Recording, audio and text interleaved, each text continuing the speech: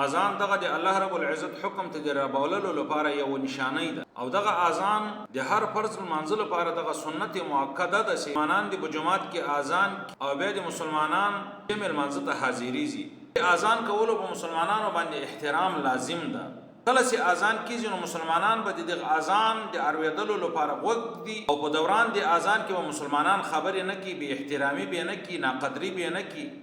ابو راخستی مدینه منوره کې یو يهودي په مدینه منوره کې اذان کېده د بده د اذان ناقدری کړه د اذان سی بسپک سپوري خبرې کړلې د اذان ته به د ردی ویلې د مؤذن تکم کسب سي اذان ک دغه د پاره به د خپل زب ډیر سپک شوروله کتاب لیکي چې کله په مدینه منوره کې اذان شروع سو مؤذن با اشهد ان محمد رسول الله ویلوي نو دغه نصرانی به دغه مؤذن ته ویل احرق الله الكاذب دروغجن سړی د خدای تبا کی خدای دی وسوځي.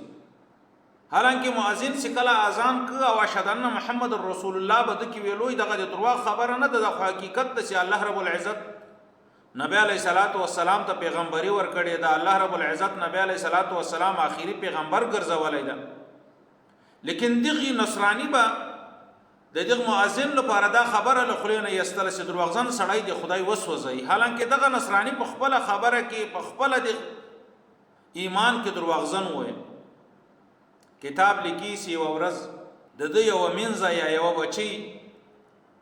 د خپل گواډی کړه د ور اخستلو لپاره د ور راوړلو لپاره ورله سی کور کې د دې ور موجود نو په خوا زمانه کې خو به د کور نه بل کور ته خلکو ور وړویا دوخ کې به واچاو او خپل کور ته به لزان سره وړو یا واغل ته به کور کې ور به بلک دغه رنګ د نصرانی د کور یو زنانه ورزي د خپل گواډی کړه او ور رخلی په لار را روانه د کله چې د نصرانی کور ته قریب را رسیږي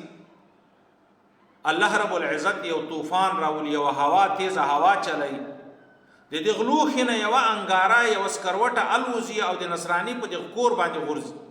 او د دغه انګار له وجه چې الله رب العزت دغه نصرانی دینه په دې کور کې وده د پروت ده الله رب العزت دغه انګار په وجه سره دغه کور وسوځاو او دغه نصرانی په دغه کور کې الله رب العزت په عذاب باندې اخته او الله رب العزت خپل انجام ته ورساو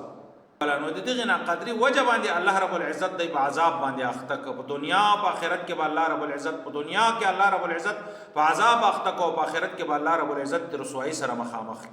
نو په مسلمانانو باندې لازم ده چې د اذان ډیر قدر وکي اذان په صحیح طریقه سره واروي اذان ته وګ کیږي د اذان کلمات د مؤذن سره نال د تلاوت کی وی ای په زړه کې وی ای په خلی باندې وی ای نو دا په مسلمانانو باندې لازم ده.